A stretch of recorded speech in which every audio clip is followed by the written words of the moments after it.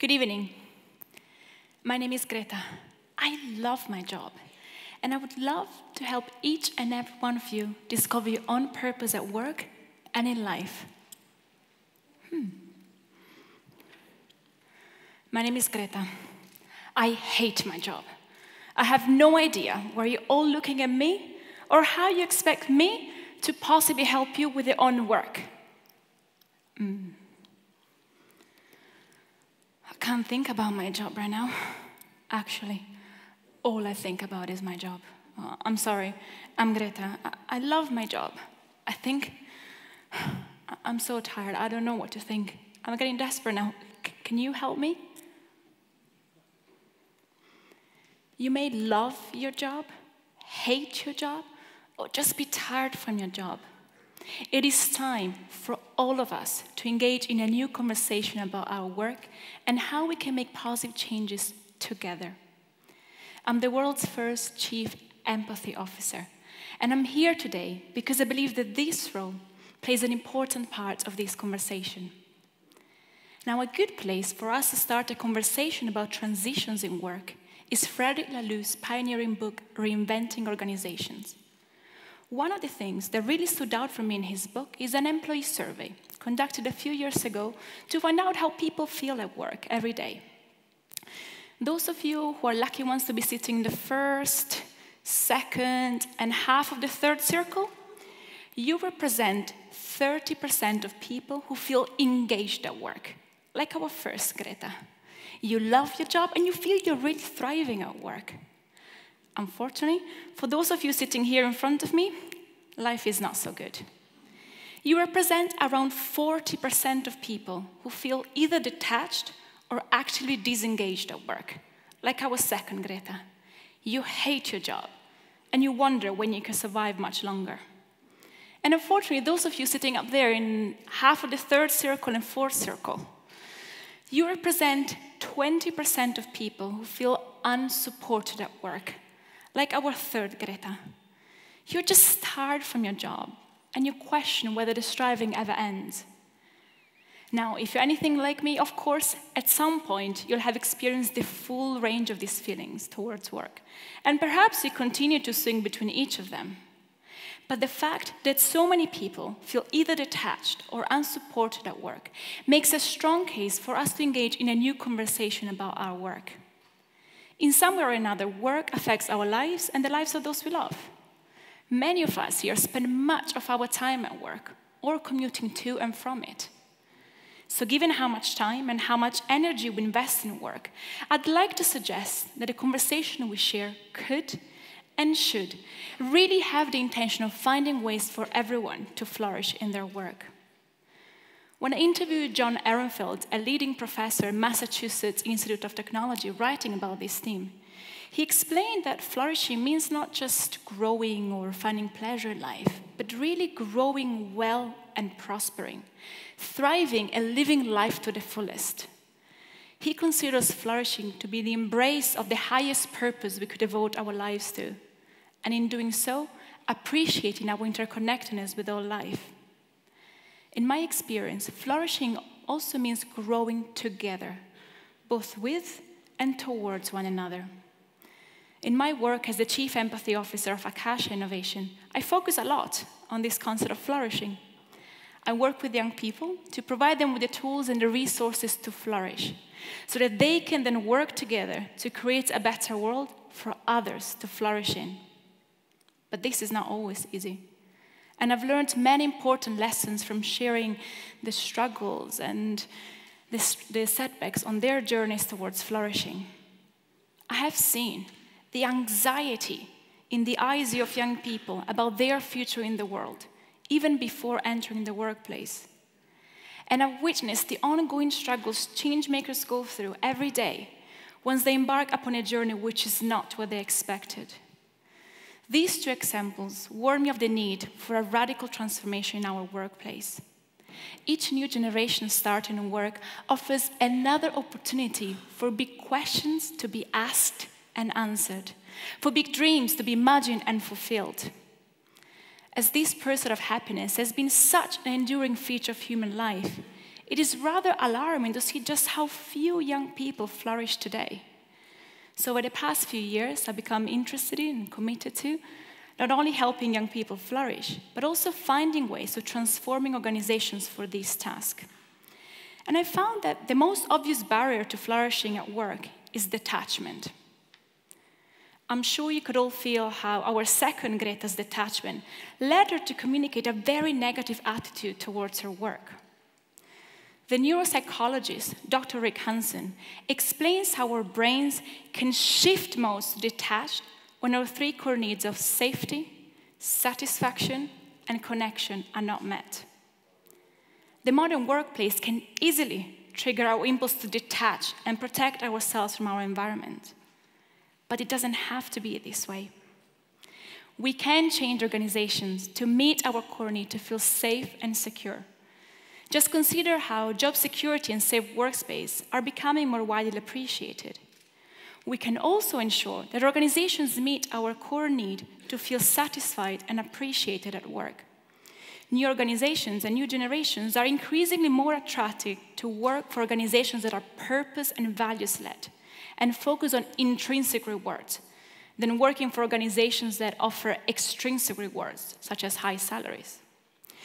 We could even transform organizations to meet our core need to feel cared for and connected. However, many organizations today neglect this basic need for connection and can even discourage the fostering of genuine and meaningful relationships, all in the name of professionalism. Recent breakthroughs in neuropsychology reveal the potential problems when organizations are neither willing nor able to foster meaningful connections. Matthew Lieberman has observed how a drive for survival has shaped our evolution to be able to think as social creatures. So in a way, our brains are hardwired to experience social disconnection like physical pain. And if social disconnection is sustained over long periods of time, it can severely harm our well-being. So disconnection at work is an issue we need to address. And I know this may seem trivial when compared to the major crises we're facing around the world, but disconnection at work can lead to detachment. Detachment can prevent individual workers from flourishing, and the languishing workforce can do little to support the flourishing of others, let alone of all life on Earth. Now, connection is an important ingredient that is often neglected and forgotten at work, but alone, I'm afraid, it is not enough to guarantee flourishing. Our third Greta has a sense of purpose and a community she's connected to. But her inability to cope with workload inhibits any chance for her to flourish in her job. I have seen how compassion for others really motivates the young changemakers I work with. And yet, many still languish as they become overwhelmed by the sheer amount of the good work left undone.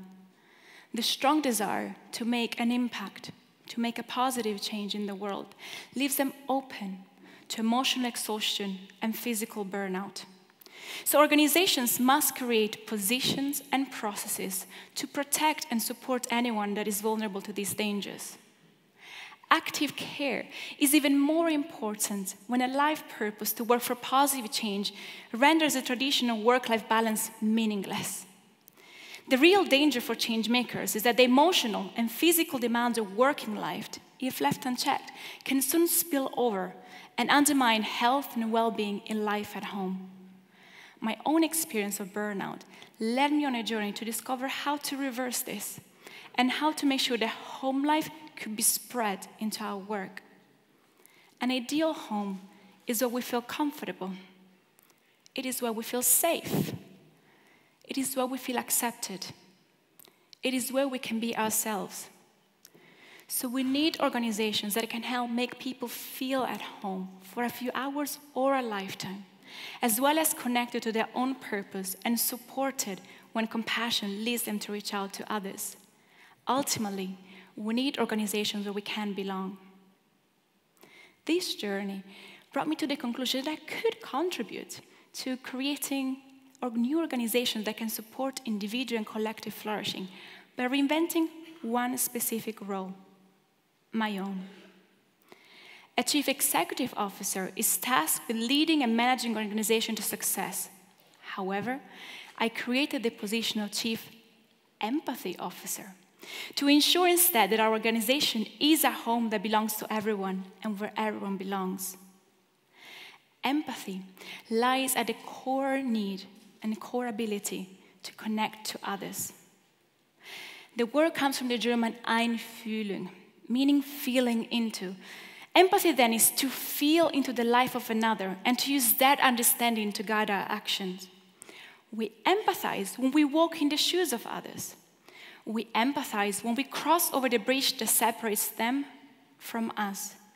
We empathize when we see the world from their perspective. And it is this ability to empathize that has helped our ancestors bond for survival and flourish together. Now, I expect a fair few people to roll their eyes and shake their heads at the idea that leaders should focus on cultivating empathy within their organizations. Now, I don't question how much CEOs and other traditional leaders already have on their plate. And I do not claim there is no longer a place for them within your organizations. I do question whether we can help people flourish at work without changing organizations and how they're led. And I do claim that an evolution in the role of the CEO can actually open up radical possibilities to transform organizations into homes that offer a real sense of belonging. As Lao Tzu warns us, if we do not change direction, we may end up where we're heading. So invite others to join me in taking on a role as Chief Empathy Officers and create more organizations where people can feel like an important part of the whole. Now, the beauty of this invitation is that you don't need to be a CEO already. Creating an inclusive home is a position of leadership from anywhere within an organization. It could be an unofficial title that you assume yourself or bestow on someone else. And there is no single recipe for nurturing empathy either. There are a number of practices that you can explore to find your own unique path towards becoming a Chief Empathy Officer. Last year, I interviewed Roman Krznaric, a leading expert on empathy and the founder of the Empathy Museum. And he suggested one practice that is simple enough for everyone to try over the next few days. You can cultivate curiosity and empathy by just finding time to have a conversation with a stranger. Just look for anyone you wouldn't normally talk to, someone outside your normal experience, and invite them to join you in conversation. If you don't know where to start, simply ask, what was the most surprising thing that happened to you this week? And then listen. Ask questions. What was it like? How did you feel? Or simply, what else? And really try to get a sense of the being behind the eyes of the other person. Have the courage to talk about the things that really matter in life. Family, religion, ambition, hopes, fears, dreams. Let them share their story and just be willing to receive whatever they have to say. I believe that a community of Chief Empathy Officers will be able to tap into what the Buddhist monk Thich Nhat Hanh calls the infinite creative potential to change the world through a union of mind and heart. I don't know where this path will lead us. Who can tell? But I do know about the immediate changes that expanding our circle of empathy would bring about in our lives, our organizations, and in the whole world. For in the end, our journey is one of self-transformation to rediscover what it means to be human and what it means to act together to create a world for all life to flourish in. A transition to embrace the role of the Chief Empathy Officer can encourage us to make the leap in consciousness that is needed to craft resilient organizations that have human and natural flourishing at the heart of their missions.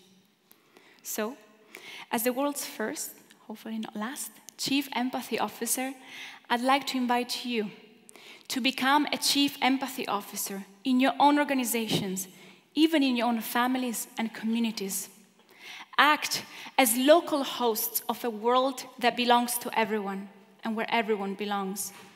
Together, we can create a world of flourishing. Thank you.